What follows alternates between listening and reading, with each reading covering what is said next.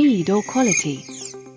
In the world of generative AI, you usually have to pick one. But what if I told you there's a new model that breaks this rule?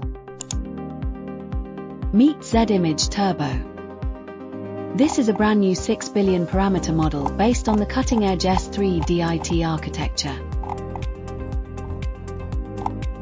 It's not just fast, it's ridiculously fast.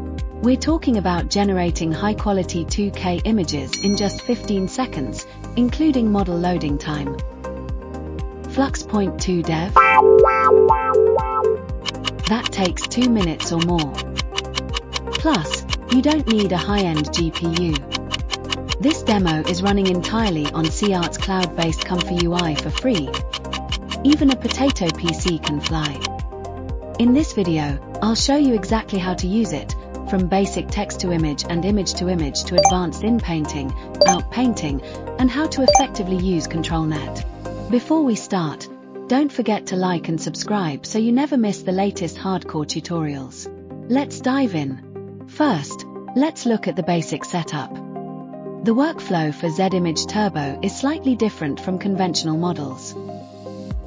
Note here, we use the Load Diffusion model node to load the main model. For the clip, it uses the powerful Qwen text encoder. Make sure to select Lumina 2 as the type. This is key to getting accurate semantic understanding. Generally, keep the default settings. Setting it too high might break the image structure. It helps the model maintain better details at high resolutions. Sampling settings are simple. Steps only need 9, and CFG is set to 1.0.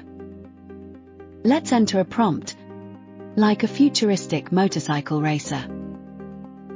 Click Generate. Look. In the blink of an eye, a highly detailed 2K image is complete. Want to do image-to-image? It's easy. Just replace the empty latent node with Load Image Plus via encode. Upload a real photo, enter an anime style prompt, adjust the denoise strength, and in seconds, you've broken the 2D barrier. Next, let's move to the more interesting part. Inpainting. For example, in this photo, I want to add a ruby necklace to him. Compared to the basic workflow, you just need to add one core node, Inpaint Model Conditioning. This helps the model precisely understand which areas need modification.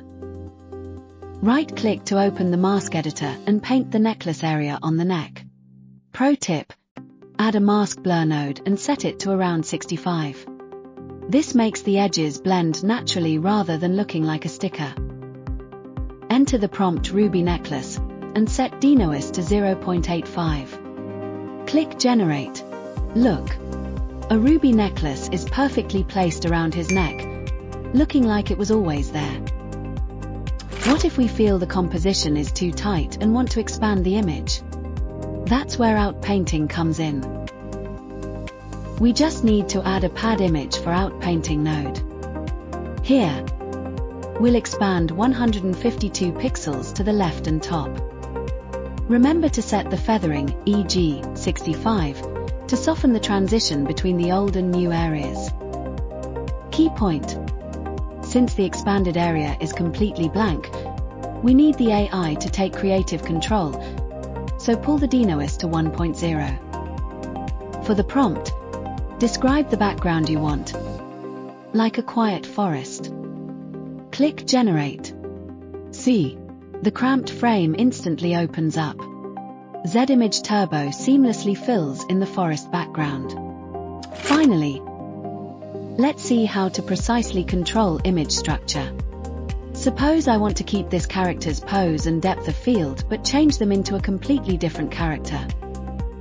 We'll use depth control. First, use the Depth Anything preprocessor to extract depth info. Then connect it to the Qwen Image DiffSynth ControlNet node. We set the strength to 0.80. Note, you must go through the preprocessor first. Don't connect the original image directly to ControlNet, or the results will be poor. Enter the prompt: a European gentleman with long hair and glasses. Click Generate. Look, the character has changed completely, but the pose, lighting, and depth are perfectly preserved. Z-Image Turbo proves it's a beast, delivering the quality of a giant model at a fraction of the size and speed. I've placed the links to all the workflows shown today in the description below. Best of all, you can run these on seaart.ai for free. Have you tried Z-Image Turbo yet? Let me know in the comments if you think speed can beat scale. Don't forget to like and subscribe for more comfy UI tutorials. See you next time.